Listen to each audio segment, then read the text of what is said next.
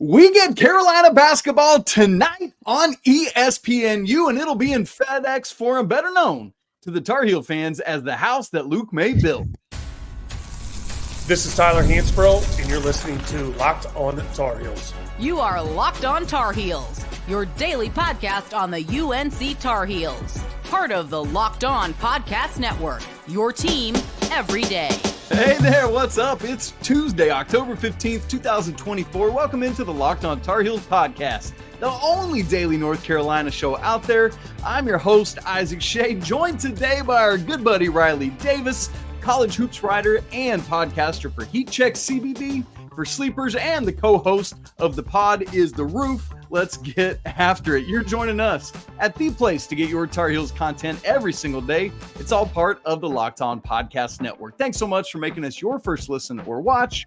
And we want to give a special shout out to all the everydayers joining us, the great members of the Locked On Tar Heels Discord community, of which Riley and I are both part, and of course, our Locked On Tar Heels insiders. Welcome in. Let's get after it. This episode is brought to you by FanDuel. Place your first $5 bet and you'll get started with $200 in bonus bets guaranteed. Visit FanDuel.com to get started. Okay, coming up on the show today, we're going to get you ready for this Memphis charity exhibition tonight. Riley, what a time to be alive when we can watch charity exhibition college hoops on the mothership on ESPN. Great stuff. We're going to have our first Four Corners preview of the season. The AP preseason poll released on Monday, so we'll get into that. Plus, Ken Palm just updated for the year. So much great content on Monday.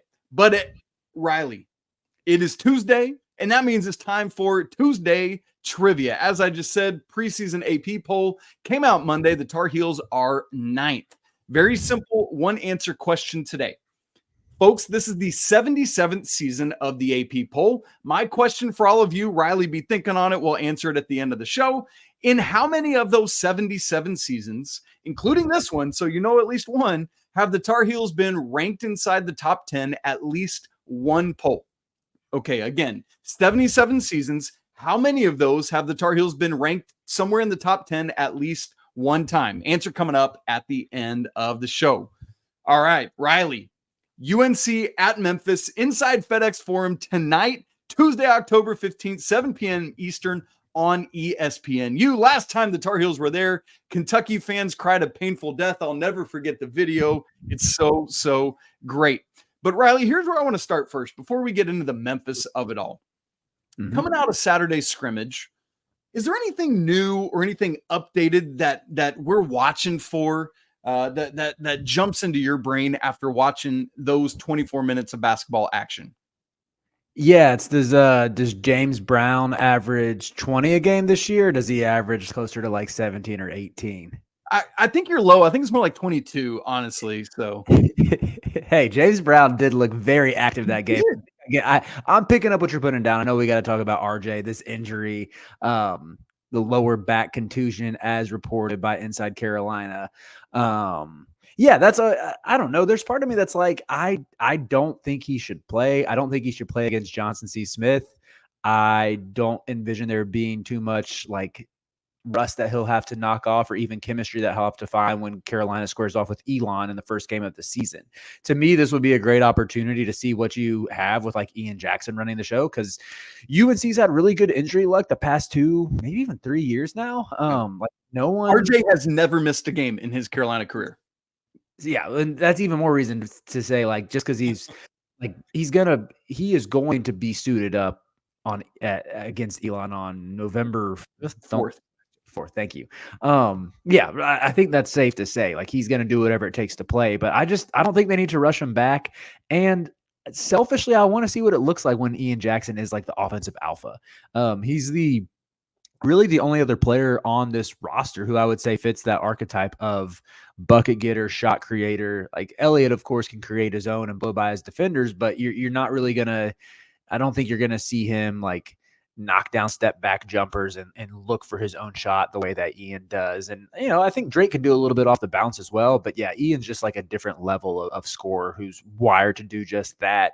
And again, knock on wood, hopefully RJ keeps this streak going where he never misses a game that actually counts. But if he does, it's nice to get some reps in for Ian as the guy in the backcourt. And I kind of think that's what's going to play out.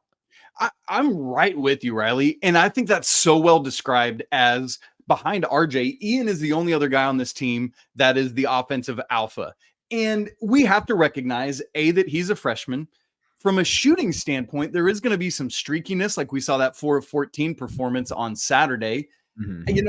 There is going to be a little bit of the Caleb Love experience to Ian in that regard this season. But there's going to be times, man, when he can be a game winner. And like RJ and others will need to recognize when he's on a heater, man, just let him cook, feed him the ball, and give me some filet mignon coming out of that. And so absolutely, if there's even remotely a question about RJ's health, which 72 hours later, of course, he's probably not fully good to go. So why play him? Let's build depth. Let's see what you got to see, who you're going to be if you're not standing around watching RJ, which the team will probably do at times. And so it's good for the team. Even like, it's funny mentioning Ian is the clear cut. I would say like the clear cut answer as the RJ replacement for the guy who can take. I mean, RJ averaged 16 field goal attempts last year. I wouldn't be surprised if Ian got 13, 14, 15, somewhere in that range. There is part of me that wants to see if this causes Elliot Cadeau to take a few more shot attempts as well. If we see, so, I just said he's not really going to be the type of guard who's hitting step back jumpers. But if you go back to like his last few EYBL showcases when he was playing for New Heights Lightning before he reclassed, there was a weekend where he was basically putting up like 25 and 12 games and was knocking down step back threes. That's assists, not rebounds, by the way, folks, on the back end there. Yeah, right. But that's where I am interested to see. Does he have that in his bag? Are we going to see is it something that was always there that he just didn't have as much opportunity to showcase it last year because there was so much talent around him that without RJ there, we see him lock in a little bit more as the number one option in the backcourt? Personally, I think we talked about this back in August. I think the best version of this team has Elliot averaging somewhere 9 to 11 points per game, 6 or 7 assists. I mean, I know that's tough to achieve, but I feel like he's capable of doing it with Ian being the second leading scorer at like 15, 16 a game. But yeah, I still think there is a realm of possibilities where Elliot is kind of, 14, 15 a game. Maybe it's lower assist numbers if he's taking more shots, but where he does emerge as the second leading scorer. What I'm interested to see, Riley, first, before I ask this question, remind me, with RJ in the lineup, what is your starting 5 right now? Drake Powell with 5 different expressions. That's my guy. No, it is. I keep going back and forth on this because I love Drake Powell and I want him in the starting lineup.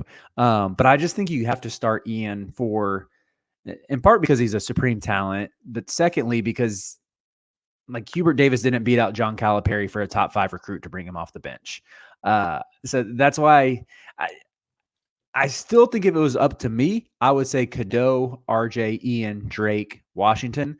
What I think is more realistic is Ian at the 3, Cade at the 4, and I have no problems with that. Okay. And the only I just want to push past that. The only reason I ask you that is to then say, if RJ doesn't start tonight, what would you slide Ian to the 2? Would you keep him at the 3 and insert Seth at the 2? Is really my question.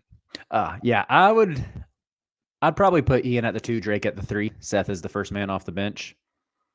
I like that. I think that's the play because I know we're all hot and bothered right now at what Seth did on Saturday, man. I mean, it was beautiful, right? Mm-hmm. Is that going to continue to be the thing? I'm really interested to see how he follows up tonight, which will be great because, and we'll get to the Memphis roster here in a little bit, but Penny's brought in some dudes, man. And so they're going to be in better shape.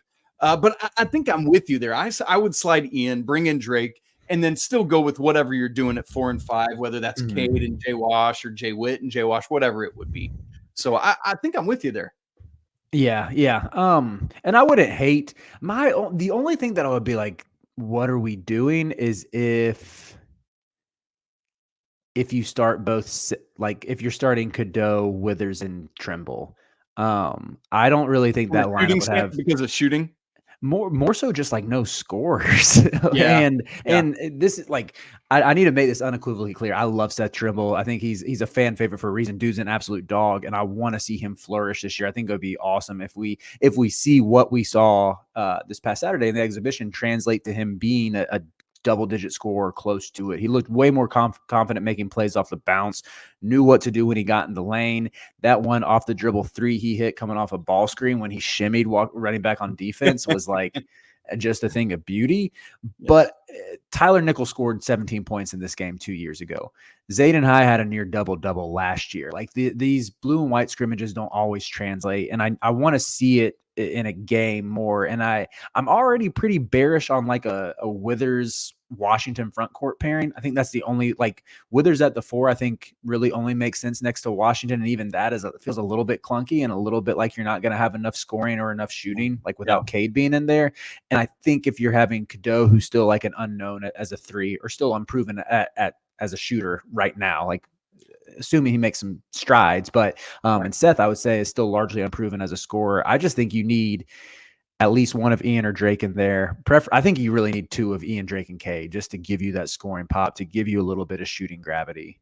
Right, which is a great reminder when talking about Elliot, for example, of I know that Coach Davis has said you're not even going to recognize him out there. I know that he has said he's hitting shots all over the court. Well, sure, but we got to see it. We know, like, all due respect to Coach Davis, and I love how he props up his players, but he is prone to verbal hyperbole, folks. We all recognize that, right? And so we just got to and it's a mild way to put it, but yes. That's right. And to your point, Riley, about like what we do and don't take away from Saturday, just a reminder that everything that happens tonight at Memphis is to be taken with a grain of salt. Carolina, who's going to play differently this year on both ends of the court, is not going to show their full deck of cards. It's one sample size. It's a small sample size. So there are going to be things that we can take away, but not fully like, yeah, we need to have our fun overreactions because that's what you do from a scrimmage, and that's just ridiculous. Sure. Like we did in our live postcast for those of you who were tuned in on Sunday when we did that show. But like, for example, last year, Purdue went down to Arkansas for a preseason charity exhibition and lost to the Razorbacks in overtime. Arkansas wound up going 16-17, 6-12 in the SEC and missed the tournament. And we all know what happened with Purdue last year all the way to the national championship game. So again, win, lose, or draw, pay no heed to that. It's like spring training with baseball, right? Like, there's no reason to get all hot and upset or overly happy about what happens tonight, other than the fact that we just love to overreact, right, Riley? Come on. Yeah, I see where you're coming from, Isaac. At the same time, if you would see wins by double digits without RJ Davis, I'm going to be beating my chest and saying like we're about to be a top 5 team. Okay, great. I love it. If we lose, and the best part is if we lose without RJ Davis, you just say, oh, it's RJ wasn't there, didn't count. Yeah. Like Quentin Thomas. It's like Quentin Thomas starting for us in 04-05. Yeah, like yes, you can brush it, use it for your agenda if it works, brush it off as insignificant if it doesn't. It's a tale as old as time for the mind of a fan. Either way, tonight in our live postcast after this game, you know we're going to be overreacting whichever way it goes because that's what we're supposed to do in the preseason. So, folks, just like we did on Sunday, I need your overreaction takes because that's what we'll be doing. All right, coming up in just a second, we're going to get to our first Four Corners preview of the season. We'll explain it all and set it up and get to know Memphis a little bit in just a second.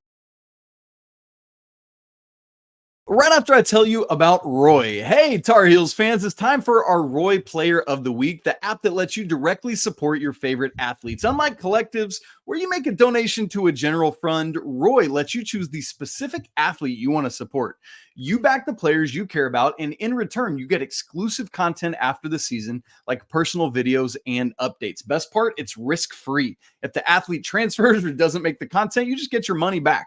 So this week, we're choosing defensive back Elijah Huzzie for his punt return touchdown on Saturday in a losing effort. Unfortunately, we just contributed $100 to his campaign on Roy, and we want you to join us by making a payment of as little as $10. And when enough of us contribute, it's not just about the dollars, it's about the message we send to Elijah. Our collective support helps keep him connected. Plus, Roy is doing their part to bring fans together and closer to their schools and athletes with an exciting giveaway. Roy is giving one lucky fan 2 tickets to any game of their choice in November. Man, go check out how to do that. No purchase necessary, void where prohibited. If you want to get in, go to joinroy.com for official rules.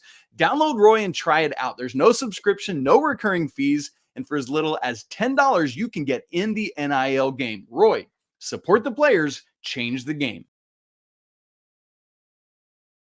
All right, gang, it's our first Four Corners preview of the season. It's our nod to Coach Dean Smith and his famed offensive style. We're going to just give you 4 things to be watching out ahead of a game. As we get into that, as a little bit of a prelude, just a couple things about Memphis. Riley, I'll see if you have any reactions to that, and we'll get into our Four Corners.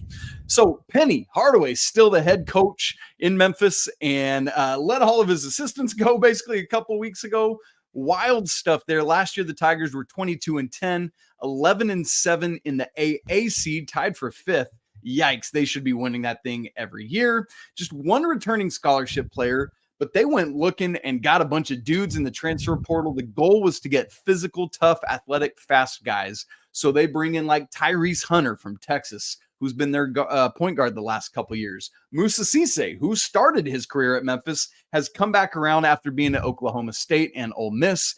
Dain Dainja comes in after being at Baylor and Illinois. You got the PJs, PJ Haggerty, who scored 21 points a game last year at Tulsa. Memphis was tired of watching it happen to them. He dropped 27 on them. So Penny said, come on over. And then PJ Carter, who comes over from UTSA, basically just a 3-point sniper. Riley, I mean, do you feel like this Memphis team is going to be in better shape than they were in last year, or where are you at on the Tigers? I don't, Isaac. I think about what they were last year. Like, it's just kind of at the point where more often than not, Penny's teams have underachieved, and he seems like he gets good talent. There's always something that blows up, whether it's him coming after media members, whether it's him. He just like cycles through assistants.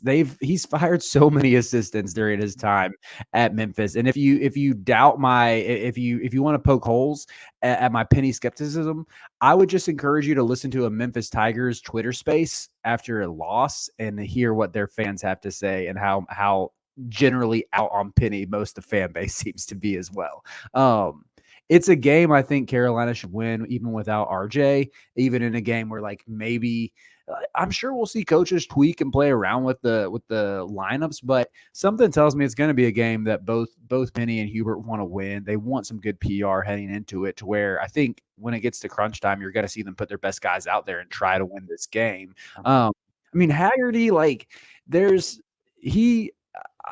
I'm not going to act like I've watched him play a ton. I wasn't super dialed into Tulsa games last year. I have seen him play a couple.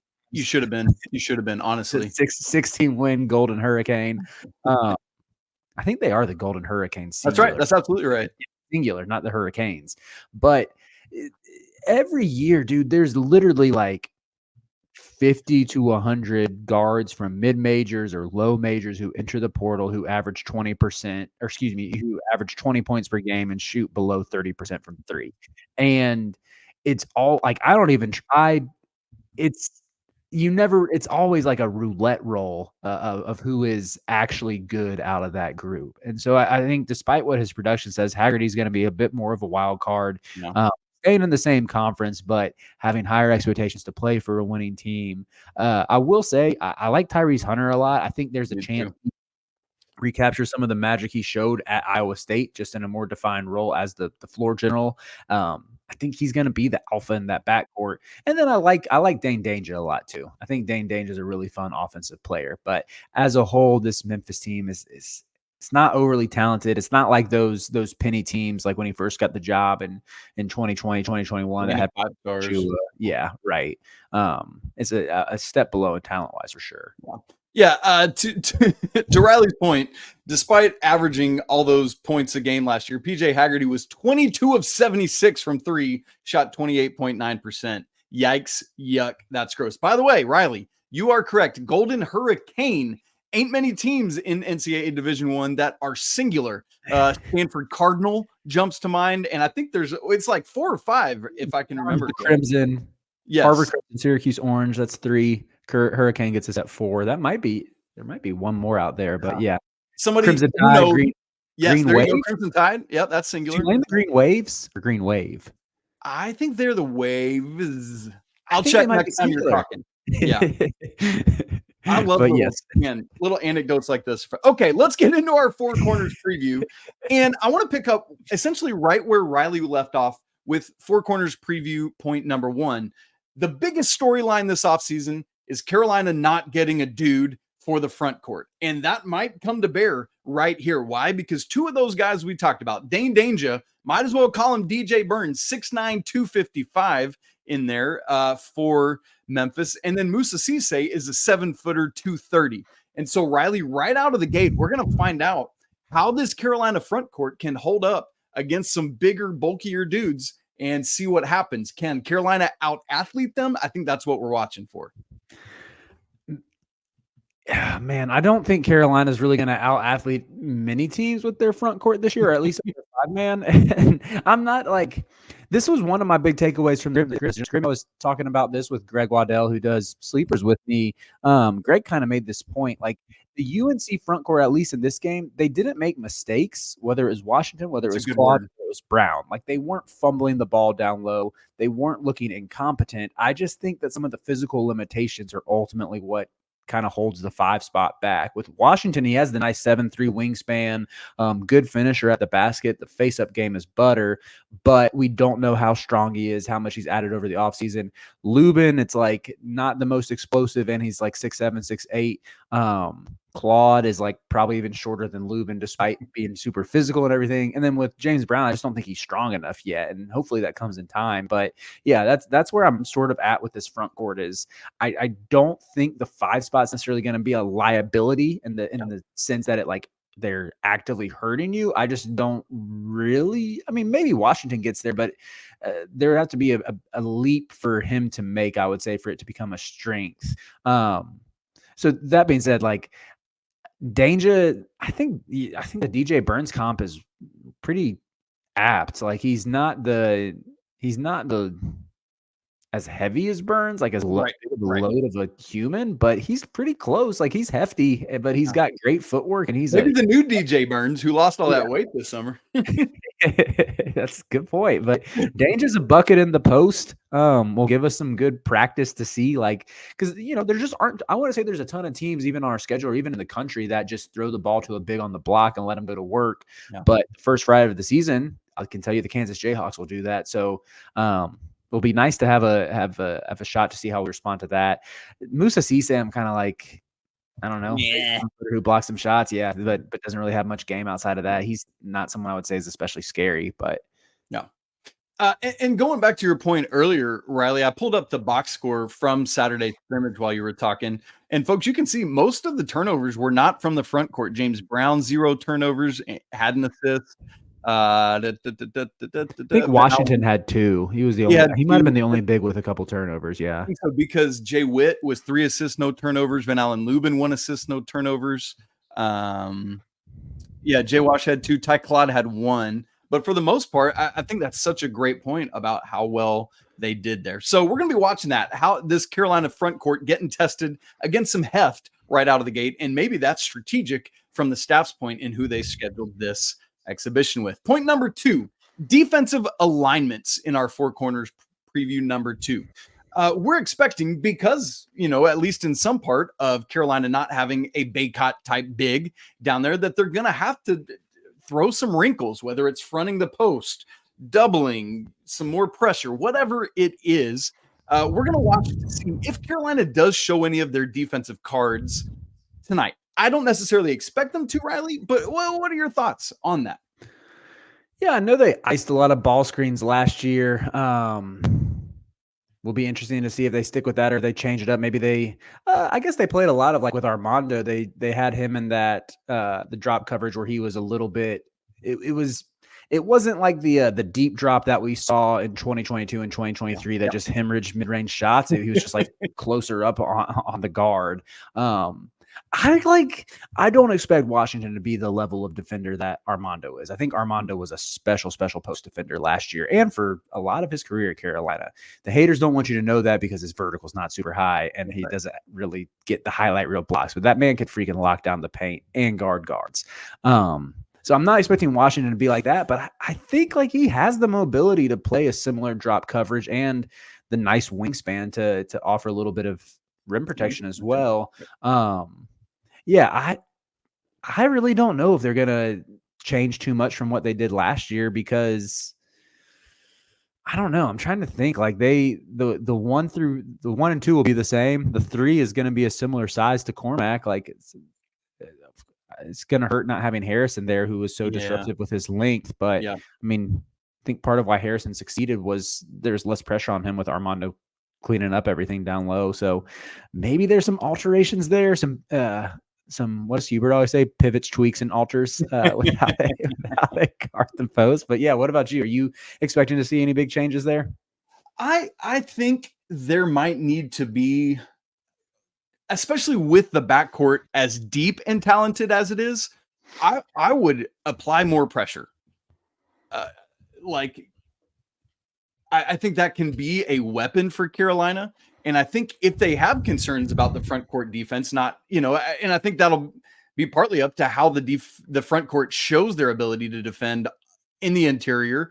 We'll see about switchability. Is it 1 through 4, 1 through 5? It probably will change depending on personnel.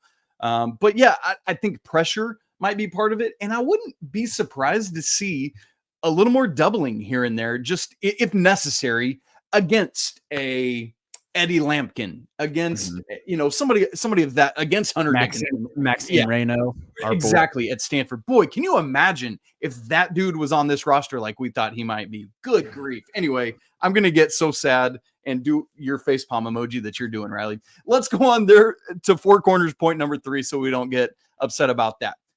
One of the other big questions of the offseason is, will we truly see the pace and space that Hubert Davis has talked about? Riley, we've seen a lot of blue in the paint that's wide open without an Armando Bacot anchoring down there, which could have good and bad ramifications, depending on how this team truly runs, truly spreads the court, and attacks the rim. So I'm watching how much do the heels run and how open is the lane.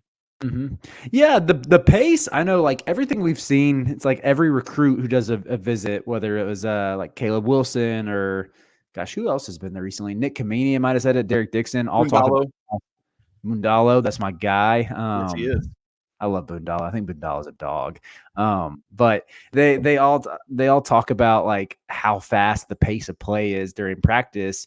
And after the media day, like 2 weeks ago, we got to sit in on a practice and or the first part of practice and watched like some of their full court sprinting drills. They sprint a lot. I'll just say that a lot. That was my big takeaway from it. At the same time, I think their pace last year was 38 in the country, which is pretty fast. Like I thought in the scrimmage looked about the same as it was last year. I wouldn't say I noticed like a ton more running or anything. I thought Elliot had a couple really nice, like almost full court passes on the break. There was the one that led to the Lubin dunk attempt where Drake blocked it with 2 hands. That was so good.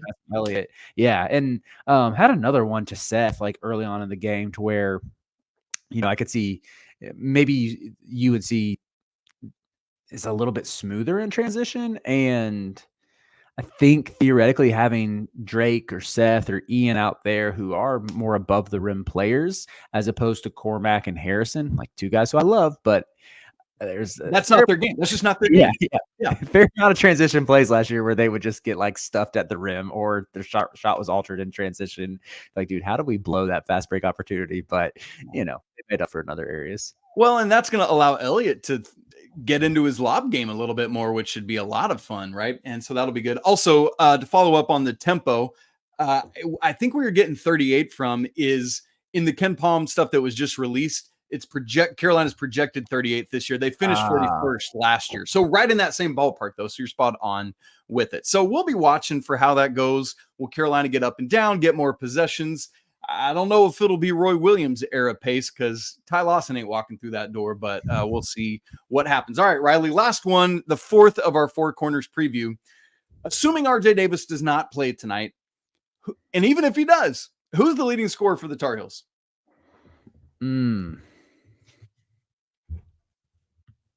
My head says Ian Jackson. My heart says Drake Powell. Ooh. I like it. Is there any world in which you see Seth following up with being the leading scorer again? Yeah, I do. I think there's a chance Seth is the leading scorer. It's like this is like the dart throw of all dart throws with no RJ there. Like it could be Elliot, it could be Seth. It wouldn't necessarily surprise me if like UNC gets Musa Cisse into foul trouble and like Elliot Cadeau just feeds Jalen Washington for 16 points or something, and everybody else is in like the 12 to like 10 to 13 range or something, and Washington randomly is the leading scorer. Like there's any number of ways this can go, but I'm going to say Drake Powell. I got to go with my heart. Because I wonder if there's a world where J-Wash could just run Dainja off the court basically and render him ineffective. That's an interesting scenario. What is interesting, Riley, is that's literally the only front court name we named there. Everyone else was some form of wing or backcourt player. And so, which I think is telling of what this season is going to be. All right, gang, we've been talking a lot about the AP poll that just came out, so we want to get to that.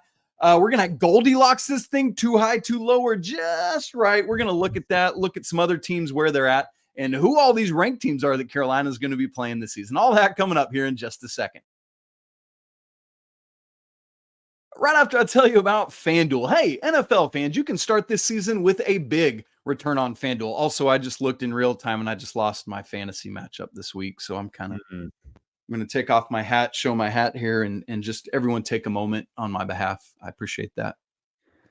Amen. NFL fans, when you get a hunch in the middle of the game this season, you can check out the latest stats, view live play-by-play, and so much more on the same place where you place your bets. You'll get started with $200 in bonus bets. That's guaranteed when you place your first $5 bet. How about some odds to reach the Final Four? Riley, sad news. You know who leads the way in these Final Four odds? I'm assuming it's the Duke Blue Devils. That's right. Plus 190, followed by UConn and Kansas at plus 210, Bama and Houston at plus 260, Carolina, Gonzaga, and Iowa State all tied at plus 420, and rounding out like that top 10 there is Auburn and Arizona at plus 500. So if you want to get in on those Final Four odds, maybe the ACC regular season champion odds or anything else, go check it all out at FanDuel.com. It's America's #1 sportsbook.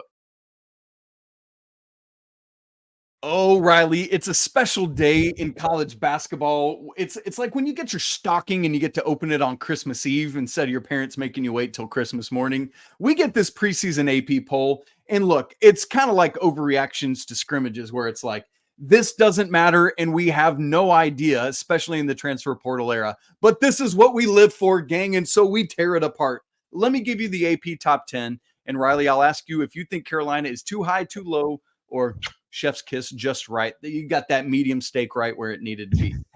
We've said all offseason it was either going to be Kansas or Alabama at #1. Riley, who did you think it would be? Kansas. Yeah, that's personal. and that's how it falls. Kansas #1, Alabama 2, UConn #3. I'm sure Dan Hurley's already using this as bulletin board material of the disrespect. Houston #4, Iowa State 5, Gonzaga 6, Duke 7, Baylor 8, Carolina 9, and Arizona 10 to round out that top 10. Riley, are the Tar Heels too high, too low, or just right? Too high. Too high. Tell me why. Front court issues. I have them 12th in my 11th. Sorry, in my poll for heatcheckcvb.com. But yeah, I guess like the front court is the biggest concern. Rebounding, rim protection, very important in the game of basketball. But beyond that too, I think like.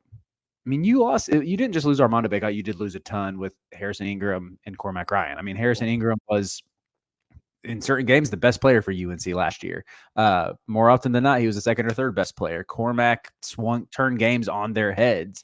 And I'm a huge believer in Ian and Drake. I'm a believer in Cadeau as a potential pro, and I think he's going to make big strides with his shot. And I think Cade Tyson is going to make a ton of threes off of driving kicks that'll open up the offense. But it's just a little bit too unknown to like firmly place him in the top 10. Then again, my ranking's also 2 spots lower, so it's not like that.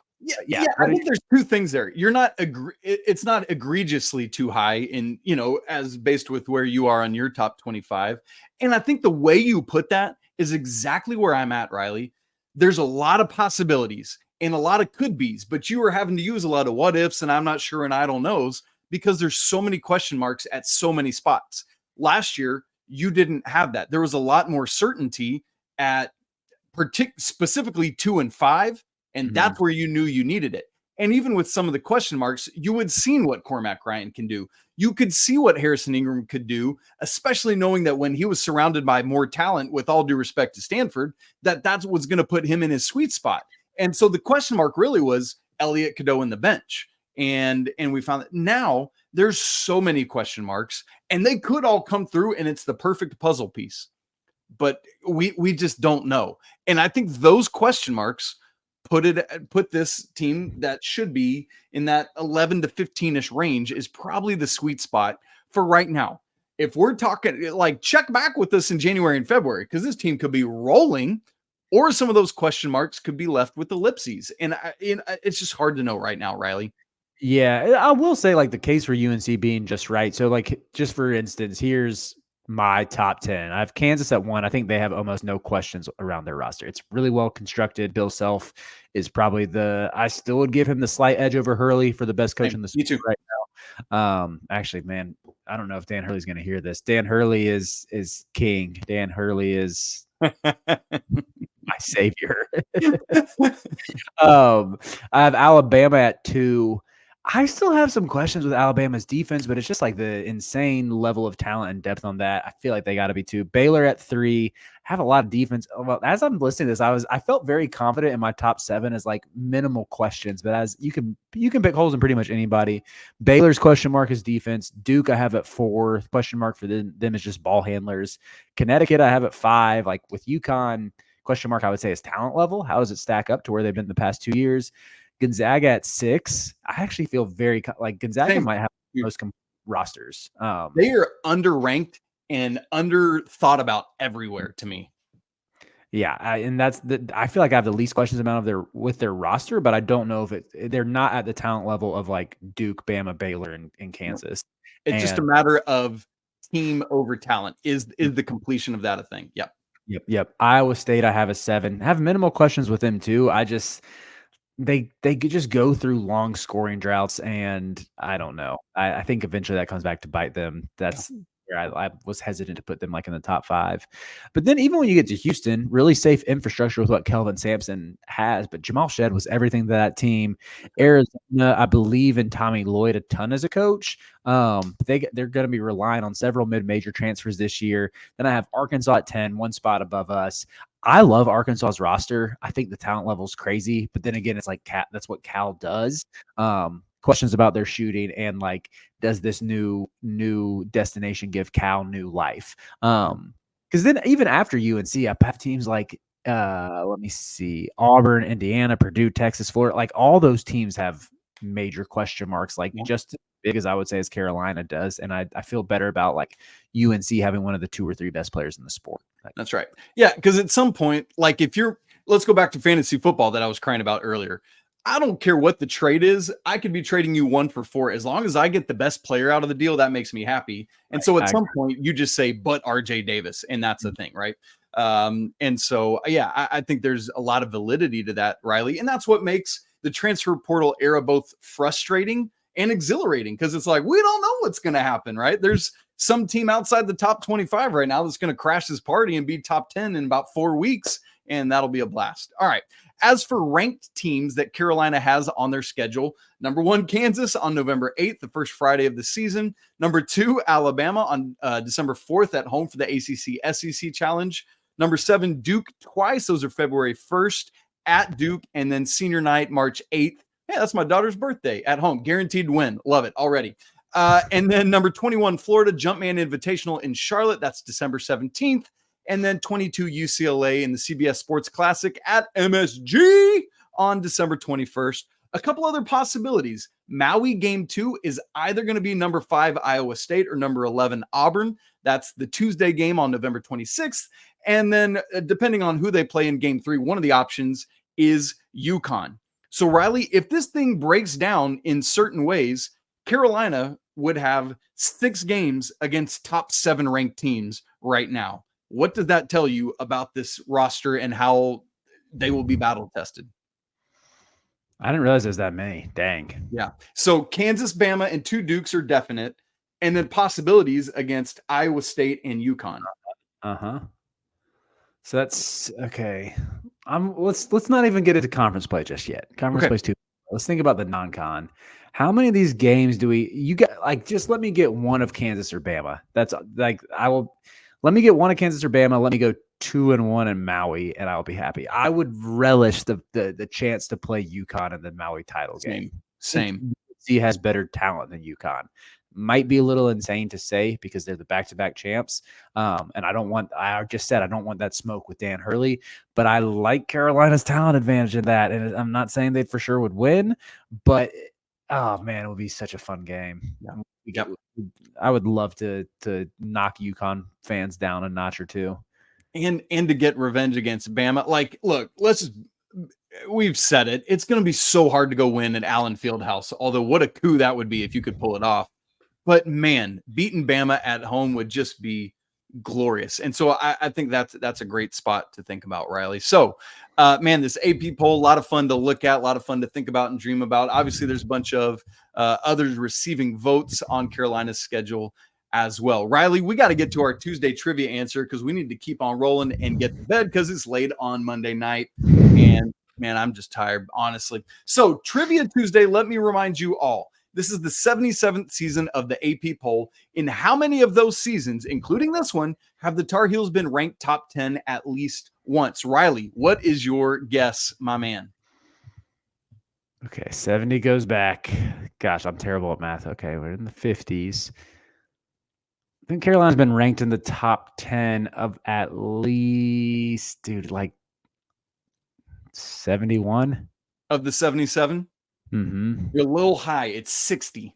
I thought about going and guessing the 60s, but still, that's 77.9% of all seasons that the AP poll has existed. Carolina's been top 10 at least 1 week. That's bonkers. And I don't know what other teams are up in that threat. You would think Kentucky is probably in that stratosphere somewhere. I don't know who else would. Like Duke just doesn't have the sustained throughout, all of those decades. So I would think they wouldn't be as high. Maybe UCLA would be up there, but they haven't been as good lately. So I don't know.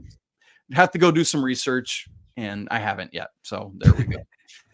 Riley, any parting thoughts about this Memphis game tonight for the good people?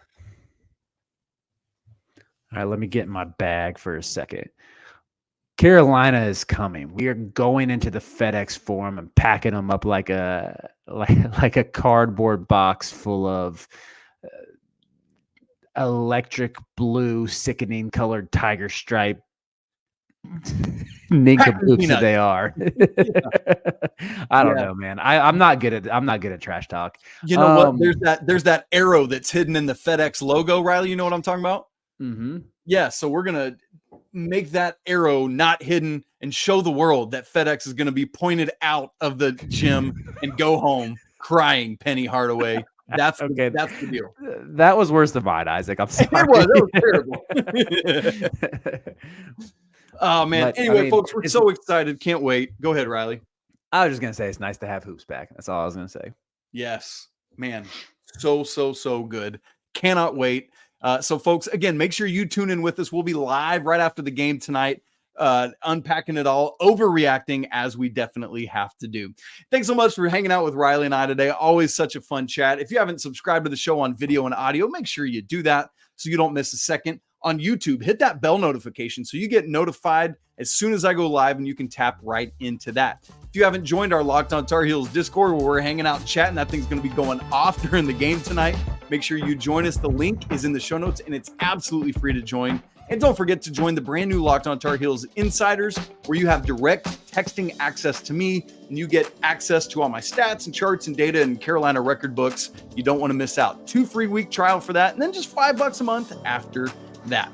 Want to remind you all, it's always a great day to be a Tar Heel. We'll talk again later tonight. Don't miss out. But until then, peace.